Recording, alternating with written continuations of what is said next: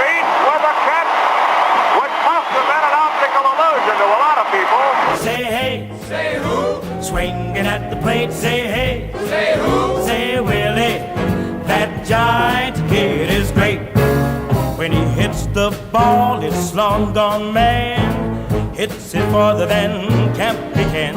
Swings the bat like a little lead pipe. When they reach the ball, it's overripe. Say hey. And that's the man we're going to be talking about for the next few minutes, Willie Mays, the Say Hey Kid. And Doug Miles, Don Henderson back with you here on Sports Talk. And a great new book just came out about a month ago called 24 Life Stories and Lessons from the Say Hey Kid, written with Willie Mays and author who joined us right now. He's been with the San Francisco Chronicle covering baseball for a long time, John Shea. And Don, great to welcome John to the show today.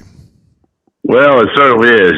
John, welcome to the show, number one. And number two, I don't know if you go back quite as far as I do. I saw Willie play with the Trenton Giants when he first signed the pro contract. And, of course, when he went to Indianapolis, he only stayed there for about 2.5 weeks, and he was with the big club at the Polo Grounds. But a long, long time with Willie Mays, a great, great player, and very interesting talking to you because I said a little bit ago, we chatted before you came on, you made this into 24 segments matching his number, which I thought was very interesting. How'd you go about that? Hey, forget me. I want to hear more about the Trenton Giants. You actually, man, that's incredible. That's great. He loves talking about that team, that how they took him in and, kind of took care of him. It was an all-white league. And that's exactly right. Willie Mays coming out of the Negro Leagues, and the Giants sign him and send him to Trenton, and he's the only minority not only on his team but the whole league. And he said a lot of these guys looked out for him and has some good stories about him. But it's pretty cool. But sorry, there's a guy on that team, second baseman Harry Ace Bell, right, who coached Mike Scioscia back in high school. And when Willie went to Presidential Medal of Freedom, he asked Ace Bell to come with him because Ace lives out there in New Jersey. And so Ace accompanied him to the White House. They haven't seen each other in decades, but he reached out to Ace, and he must have liked him back then, but I'm not sure how much they kept in contact. But there they were, posing with President Obama at the White House together again after all these years. Doug? John Shea joining us. And John, I happened to see on YouTube they've been putting up a lot of clips from, I remember the old Ed Sullivan show, and they put up one, I believe yesterday, they put up Willie Mays on with Ed, giving some batting tips, as Ed would say, to the youngsters. So Ed liked to have sports figures on, and Willie was on. I guess this was from 1966. Have you had a chance to see that? I sure did, and I texted the two fellows who helped me the most with the book on the editorial side and the photography side, and I said, "Hey, Ed Sullivan scooped us with all these life lessons. That was good stuff." All those years later, we came out with a book, Life Stories and Lessons from the Say Hey Kid. But that was pretty good. Willie talking about batting tips, but also helping kids and doing the right thing in life. And there's that. So I saw a lot of pictures, but that was the first time I ever saw video. It's pretty good. That's what the book's about. It's Willie Mays. It's his life. It's his story. It's his career. But more than that, he took the right road and in a lot of ways that maybe others didn't. He came from an impoverished environment that he overcame, and the deep South and segregated Birmingham, and he just made the best of it at every turn and wouldn't let the bigots win, and never quit, kept pushing, and overcame so much in his life and his career to become the person he became. And now it was a thrill to work with Willie and present this book. Well, John, not the easiest thing in the world to have that amount of time to put together a 24 segment life story on Willie. But did you go back far enough or did he go back far enough to talk about his stickball days when he was playing at the Polo Grounds, and he'd be on his way home after a game and he'd play stickball with the kids? Did he talk about that at all? Yeah, he sure did. He went into depth about that. In fact, it's the final chapter. It's the fan tribute chapter in which he really calls attention to the kids out there. And that was, the prime example. Here's the great Willie Mays 51 Rookie of the Year, 54 MVP. And before he walks over to the polo grounds, just a hop, skip, and a jump from his apartment, he's out in the streets playing stickball with the kids in Harlem. And it's just fantastic photography, great images of the day. But more than that, the storytelling that Willie provides is just unparalleled. How, he's got the Say Hey Foundation now that, he works with kids to this day. And it always was a big part of his life. But yeah, indeed, there's a whole chapter on him, hanging out. And he said, and I never knew this, but he said when he grew up in the South, they called it stickball in New York. He said, "Well, now what's that?" He said, "Well, we get a stick, we get a ball, we hit it." Well, man, we called that mop ball. We got a mop and we cut off the mop that in the hall and then get some kind of ball and hit it. That we played that, so it was a different version. Yeah, we played it on Long Island a little differently. You went up to a schoolyard, you painted a strike box, and you could play with two guys that way. I don't know if you guys did that out where you grew up, John. I know, Don, you knew what that was about, but that was kind of the Long Island way of playing stickball. Oh, yeah, like wiffle balls or tennis balls, anything that was you had a strike box. zone. If you could curve it, you could hit the guy, but if it curves over it and gets into that box, it's still a strike. Willie, I guess back then, and you know better than I, but it was like neighborhoods versus neighborhoods. And right. If you were one of the good stickball players on your block, you were something, man.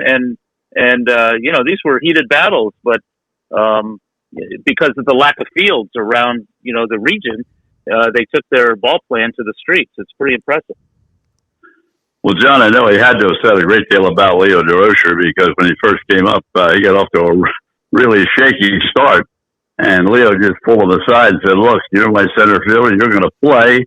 And that sort of turned the corner from Willie on his very first couple of weeks in the major leagues. Yeah, and Willie, after he left Trenton, he had a great year. That was the Interstate B League, and that's right out of high school. And then the following year, it opens up in Minneapolis. Now, that was a little easier for Willie because it was an integrated team, an integrated league, and he just enjoyed it. And the fans loved him there. He was hitting .477 at the end of May, and he was thinking, "Oh, this is great. I'm going to stay here all year." And Leo calls him up and says, "Willie, we need you." And he said, "What do you mean? I'm fine here. You don't need me." And he said, "We're scuffling." I mean, they were several games under 500 and kind of in a little rut. And Leo wanted him all along. It was Horace Stoneham who said, "Hey, we're going to go easy on this kid." He's at the time he was only 19 years old in spring training, but Leo wanted him right away. So finally, Leo talked Horace Stoneham, the owner, into bringing him up in late May, and he went from hitting .477 to scuffling with the New York Giants. 0 for 12, 1 for 25, and Warren Spahn, gave up the only hit, home run at the Polo Grounds over the left field roof, and one. At his locker crying, and Leo sees him, and Leo was just meant everything to him, like a second father, just a perfect guy for Willie at the time. Never hollered at him, never embarrassed him, never did any of that. Let Willie be Willie. But 1 for 25, he's crying at his locker, and Leo comes up to him and says, "What's wrong, man?" And Willie, as he says in the book, he said, "This is too fast for me." It wasn't, but here's young Willie, overwhelmed for just a couple of weeks. And Leo says, "Listen, you don't got to hit on this team. We just need you to do what you're doing out there in center field, catching everything that's out there, protecting our team, protecting and our pitching staff." And and from that point on, he started hitting. And 660 home runs later, he's in the Hall of Fame. But it was Leo looking back, and Willie had a bunch of managers, but Leo was his guy from day one. And there was anyone. He had Alvin Dark, he had Herman Franks, a lot of others, Charlie Fox, but nobody really compared to the first, Leo DeRocher. No, didn't Herman Franks? I think I read somewhere. Maybe you had it in your book as well. I didn't get to that chapter, but didn't Herman Franks kind of set Willie up financially? Because Herman Franks was a very successful businessman, wasn't he? You're exactly right. He did in the late '60s when Herman managed the team. And by the way, they finished second 5 years in a row in the late '60s. They were a great team, but there were so many teams that were good. From the Cardinals to the Dodgers, even the Cubs had all these Hall of Famers, and they didn't win anything. But yeah, Herman Franks set him up financially because he was great in investments. He kind of took Willie in, And right about that time, he bought the home that he still lives in the Bay Area. Pretty nice pad.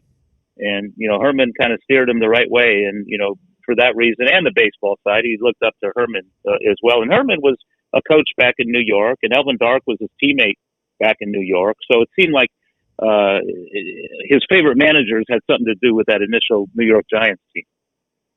Well, you mentioned Charlie Fox, and Charlie, he had a lot of managerial jobs and a lot of jobs around the league as a scout and so forth. Wonderful guy, but he was a tough guy. I mean, you played for him.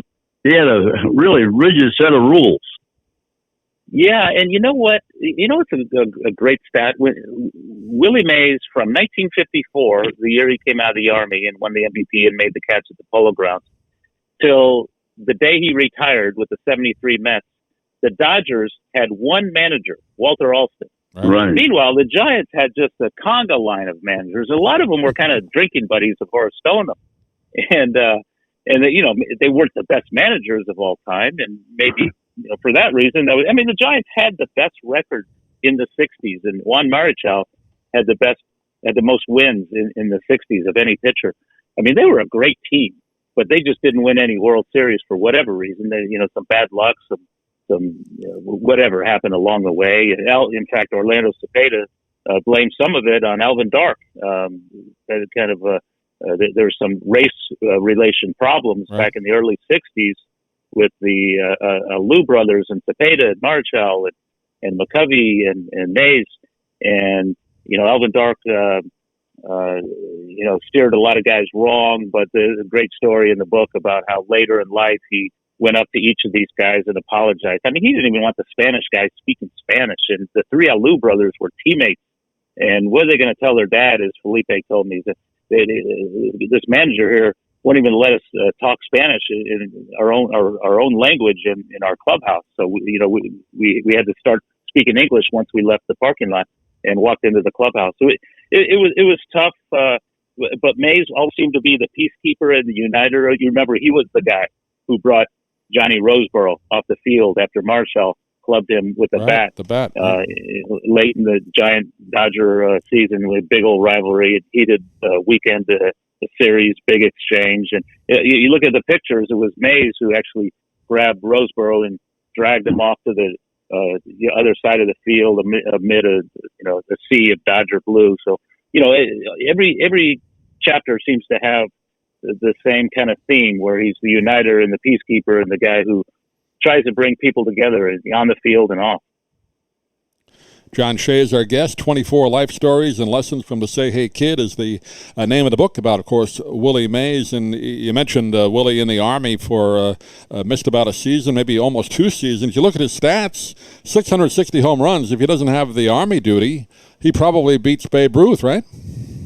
No, you're exactly right. He was Rookie of the Year in '51, and May of '52, he gets called into the military and misses the rest of that season. He misses all of '53. Comes back in '54 and is the hottest ticket in town. And, New York with the 3 center fielders and the 3 teams, that was the center of the universe as far as baseball was concerned. But it was the great Mays who captured everybody's hearts in the game and played the game with joyful exuberance. But his first 2 years out of the Army, he hit 92 home runs. Wow. And imagine if he just hit 60 in the years he missed in the military. Well, he finished with 660, add 60, and now you're at 720. That's more than the Babe. So you're right. It could have been Willie and not Hank who broke that record, who broke Babe's record. But Willie, whenever I bring it up to him, he says, "John, what's wrong with 660?" And I say, "Yeah, you're right, Willie. That's pretty good." He never felt bad. I mean, obviously, he went in the military. He didn't feel bad about that. I mean, that was his duty. He did it, right? So he didn't regret that. Oh, yeah, for sure. And it wasn't like Jerry Coleman or Ted Williams who were in battle. I mean, it was Willie Mays and Whitey Ford and Johnny Antonelli and Don Newcomb. These guys played baseball in the military at the time. Why? To boost the morale of the troops, and they were there for entertainment reasons, and darn proud of it. I mean, that was their role, and they took it seriously. And Antonelli told me, in fact, he said he kind of used that for his minor leagues because he wasn't a big leaguer until he came out, and then right after he gets out, he's traded to the Giants, and he's the best pitcher in the National League. Willie's the best hitter in the National League. They win the World Series. And Nelly actually asked me, he said, maybe you could ask Willie, because I never knew the answer to this, that maybe it was Willie who recommended to management to trade for me, because I really went off when I went to the Giants. He said he just threw everything down the plate and Willie would run it down at the Polo Grounds. But Willie said, no, I didn't do anything. Everyone knew how good he would be. And he might have put in a good word, but he's not the one who swung that trade. But yeah, so he came out of the military and, the 92 home runs, but yeah, it could have been Willie. It could have been Willie, but he never complained about that.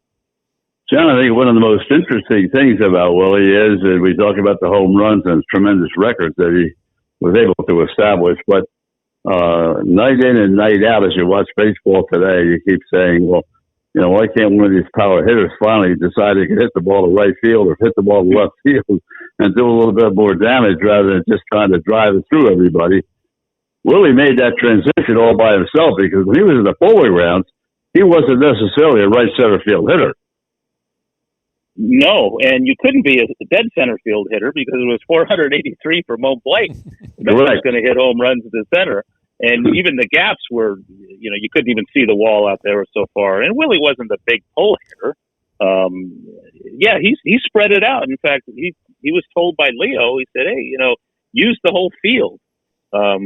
There was a year he was hitting a bunch of home runs at the All-Star break, and Leo pulled him aside and said, hey, ease off on the home runs, do more of everything. So he scored more, he ran more, he hit for a higher average. And then he gets into Candlestick Park, where you still can't pull the ball because the wind is going to drag it down. And that's when he really learned the power, in terms of getting the ball out into the jet stream and right center. That's where the ball's going to fly. Right. And you look at Willie Mays' video, young kids out there, and he doesn't pull the ball. He doesn't always, go through the 5-6 hole. You see him hitting every which way. And it's just not the standard batting stance. He lunges, he's so aggressive. Joe Torre told me when comparing Hank Aaron with Willie Mays, he said, Hank would just get up there slowly, take a couple pitches. And he said Willie Mays would just go up swinging. He's like swinging before he's in the box. He's so aggressive, and and that's probably why Mantle walked a lot more than Mays. Willie wasn't the most patient hitter, but he stepped in the bucket. He had an open stance. He looked like he was getting fooled by a pitch, and he'd take it to right field. It was just bizarre the success he had, and he was only 5'10". That's what he is officially. And I used to write that all the time. I said, John, that's a good story, but you made a mistake. I said, what do you mean? He said, I'm 5'11". I said, okay, Willie. And from that point on, in the book, he's 5'11". If he thinks he's 5'11", then he's 5'11". But yeah, he did a lot, man. He's the only, there's only one other player in history in the 500 home run club, and that's Mel Ott, who's shorter than Willie Mays. So he, pound for pound, in so many other ways too, he's the greatest. Yeah, but if Yankee Stadium was built for Babe Ruth, the Polo Grounds was built for Mel Ott. All he had to do was hit the ball 265 feet, and if he went down the line, it was a home run. Yeah, the ball, the poor Vic Wirtz, right? He hits it 450, 460 feet, and really, runs forever to track it down. But how is that game won? It was by Dusty Rhodes in the 10th inning, a little pop fly over the 259-foot sign in right field. So it was like half the distance of Vic Wirtz's ball, but he got the game winner in the 10th, and they went up sweeping the Indians. It's not how you do it; it's when you do it. Exactly. Yeah, but you know what? Maybe we wouldn't think so highly of Willie without the Polo Grounds. He would have never made that catch at any other stadium. Right. Detroit is the furthest center field right now, and add another 40 feet at 30 feet, whatever it was, and that's where Willie caught the ball. So it was great he played there, because we would not have seen that, the most famous catch of all time if it was any other facility. I can only remember 2 or 3 players that hit one out the center. I think Joe Adcock was one. Exactly. Yeah. He took it out the center field.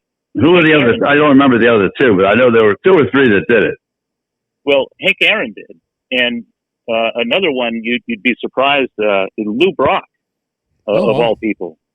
Yeah, and so it's like 3 or 4 people ever did it in a game, and maybe batting practice, but even Willie said he never took it out there in batting practice. But I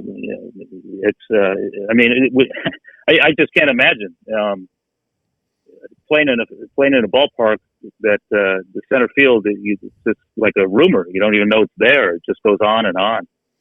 But and he was prouder he mastered it defensively, if not offensively. He was prouder. I mean, the catch obviously, but prouder of making the turn and throwing the ball back into second base. Yeah, and that's the beauty of that play. And people refer to it as the catch, but in his mind, it was the throw because it was the 8th inning of Game 1, and Al Rosen was on first, and the great Larry Doby was on second. And Wirtz hits the ball a country mile, and Willie, talking to him now, said he felt he had it all the way. And teammates talk about how, he tapped his glove, and whenever he tapped his glove, you knew he was going to make the catch. But the whole 6.5 second sequence from the time the ball hits the bat until Willie releases the ball, Willie is thinking, throw. I got to make sure nobody scores. So he makes this beautiful catch and turns and throws a strike to second base. Al Rosen has to retreat to first, and all Larry Doby could do is tag and go second to third. And Willie said in that ballpark, oftentimes he was able to score from second on a deep fly in the gap or dead center because it was just so far. And it was such a long throw. You needed 1 or 2 cutoff guys. But with Mays, he got it back so quickly, and he had such a good arm that the Indians did not score, and that preserved the 2-2 tie. And then again, Dusty Rhodes hits the walk-off home run. And then, it's the Indians team that won 111 games, the most ever at the time, and 154 game season. Right. So that momentum really carried the team, because if he doesn't make that catch, suddenly the Giants are down a couple of runs. Maybe it's no question. They also had one of the best pitching staffs in 1954 ever put together. But the other point I'd like to ask you about, John, which you see so many games out there at the new ballpark, the design of the new ballpark was supposed to, in my mind, give the triple back to the game. Polo Grounds, the triple was a big part of the game because of the way the walls were situated, not only the depth, but the way the walls were situated. The ball would bounce, and you had an excellent chance to get either an inside the park home run or a triple. And how about the design of the new ballpark? Does it still have that ability? Well, it's funny you ask. It's always been 421 out to right center, and they nickname it Triples Alley because all you have to do is get it out there, and you can keep running. And a lot of stand-up triples at this place, but you know what? So this year it went from 421 to 415. They moved it in a bit.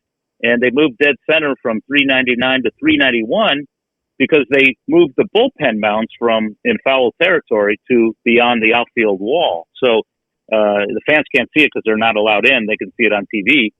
But it's still Triples Alley. I mean, that's still a long way to go, 415. I think it's the greatest. I think it's the most exciting play, one of the most exciting plays in baseball. I love the opportunity to get the triple, and in today's ballparks, you don't see too many of them. No, you're right. Especially with these tiny parks, symmetrical parks. You don't see strange, maybe Fenway, the Giants Park, San Diego maybe, but otherwise, that's unfortunate. And, Willie Mays had a bunch of triples. He liked to run, and, you hit it in the Polo Grounds. It could be a ground ball to the right side and go on forever. It's so big at the Polo Grounds that the bullpens were actually on the field in right center and left center. So, right. In fact, Joey Amalfitano, the former teammate of Mays in '54 and later became a coach and manager, he said, he was one of the closest guys to Willie's catch because he was warming up the pitchers in the bullpen.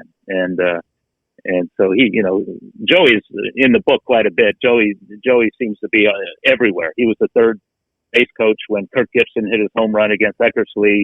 He was the second to last hitter, I believe, when Sandy Koufax threw his, perfect game.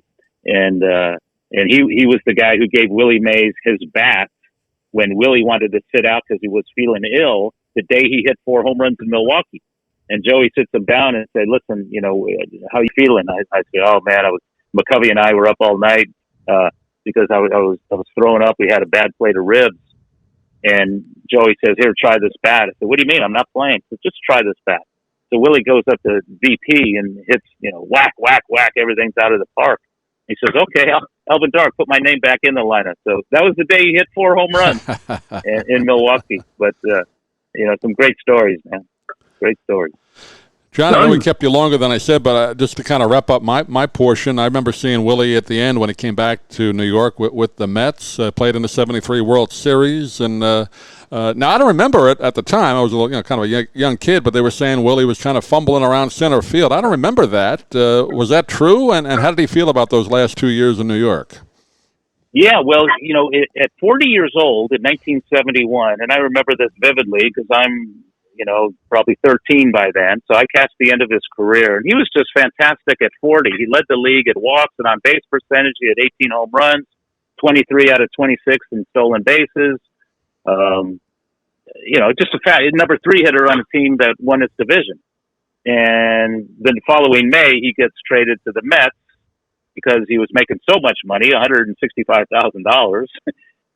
Horace Stoneham couldn't afford it, apparently. So Joan Payson, the Mets owner, brought him back to New York, and Joan was a minority owner in the old New York Giants, so her mission was always to bring Willie back. And Willie had a decent year in '72, led the Mets in OBP, which is OBS, which is on base plus slugging, but the following year, he was ready to shut it down, and Joan said, "Hey, just give us one more year." But now he's in '73, and that was his worst season. It's the first time in his life he went on the disabled list. This is the epitome of durability. Willie Mays. He played 150 games, 13 straight seasons. A record that just will not be broken. Much of that streak during the 154 game season. So Willie was never out of the lineup, but those last couple of years, especially in '73, he wasn't doing so well physically. It was the ribs, it was the knee, and it was the shoulder that bothered him. And he sat out pretty much all of September because of some broken ribs he suffered in Montreal. And then in the postseason, he's suddenly playing a lot, and he wasn't used to the role. But anyway, he started Game 1 in Oakland in the World Series and went 1 for 4, and the Mets lost to the A's. But Game 2 is what everybody remembers. And that was the game that went extra innings, and Willie fell down, pursuing a ball, and some images of him at home plate arguing with the umpire. But I kind of dug deep into that game and that entire World Series, tried to talk to as many people as I could on the Mets and the A's. And I came away thinking, well, you know what? I think Willie might have gotten an unfair rap, because I'm talking to Reggie Jackson, who played center field for Oakland, by the way, in that World Series. And he said that was the most brutal stun he's ever played. And Willie hadn't played center field for weeks, and he went in to pinch run, and then he goes out to center field. He thought he was going out to right field, and they moved him over. So there's a little miscommunication with Yogi Berra.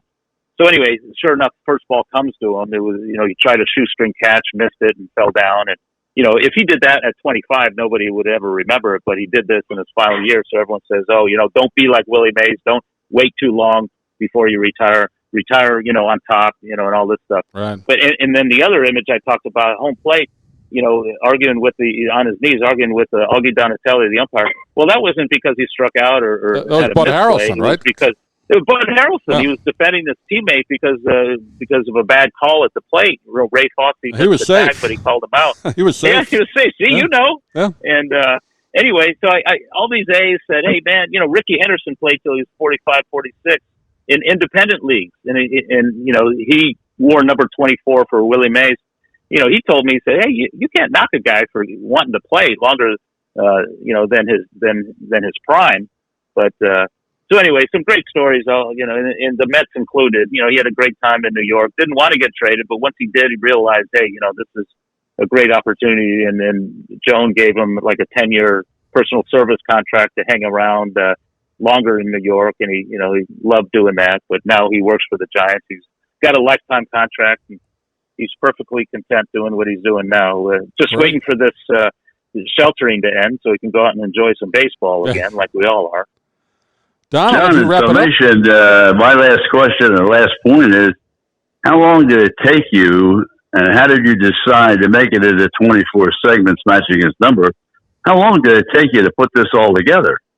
Well, great question, because I asked him 15 years ago about a book project. And the first thing he said, and this is after years of building trust with the man, because, covering the Giants, national baseball writer, I see him a lot in the clubhouse, write a lot about him. And, he was willing to pick up the phone and answer my questions, knowing that I've written about him a lot. So there must have been some trust there, and we got a little close. And I asked him 15 years ago about a book project, and he said, well, I'd like to see this book in classrooms. And that's why we kind of went the inspirational route with the life lessons, not just the life stories. But maybe not until the very end, my editor and good friend Kurt Aguilar actually came up with the title. We were just battling. So, okay, now what do we call it? And then he said 24. I said, oh, why didn't we come up with that 15 years ago? Because it's so perfect. We had about that many chapters, and every chapter has a life lesson leading into the chapter. And the iconic number, I mean, my God, the Giants play at 24 Willie Mays Plaza.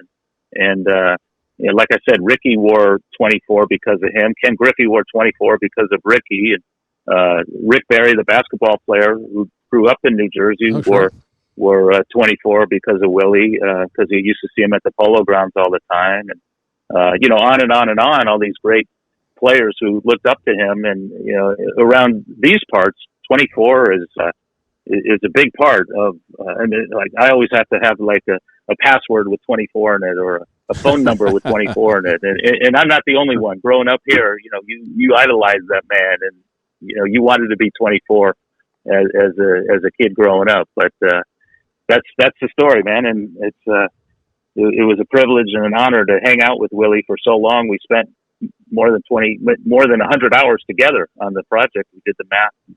We figured it out, and interviewed more than 200 people for the sake of the book, and presidents and artists and musicians, not just Hall of Famers and Negro Leaguers and childhood buddies. So, well, John, I look forward to reading it, and in summation from my standpoint, we'll let Doug close it out.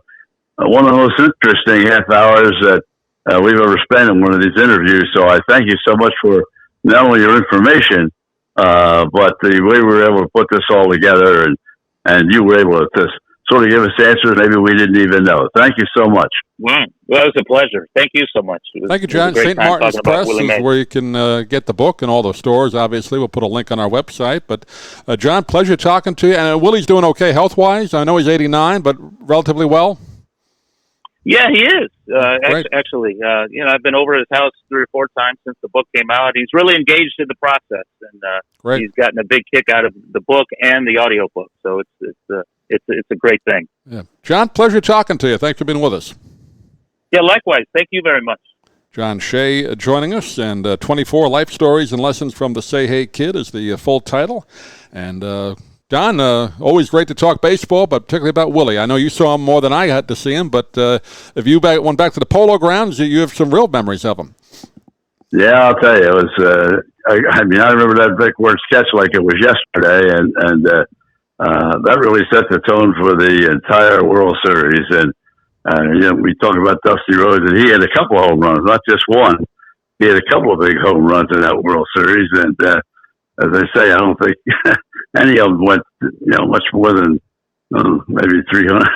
I don't know, 267 feet or whatever it was, and but it was a very interesting World Series to see the best pitching staff at that particular time, I think, ever put together between the bullpen and the starters, and they just weren't able to beat the Giants. The Giants just had everything going their way and pulled it out with no difficulty. Yeah, great memories, and great, of course, one of the all-time great. I think the best I've ever seen. Obviously, I think you probably think the same, Don. Greatest all-around player of all time, right? Nobody ever really came close to having all the tools.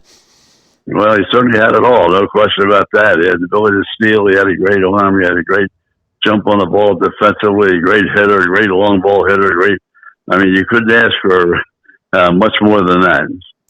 That'll wrap it up for this edition. Don, always great talking with you, and we'll do it again real soon. Probably not a heck of a lot to talk about baseball-wise. We'll see how it goes, but at least we got to go back in the memory file a little bit. You got it, partner. Thanks for listening, everybody.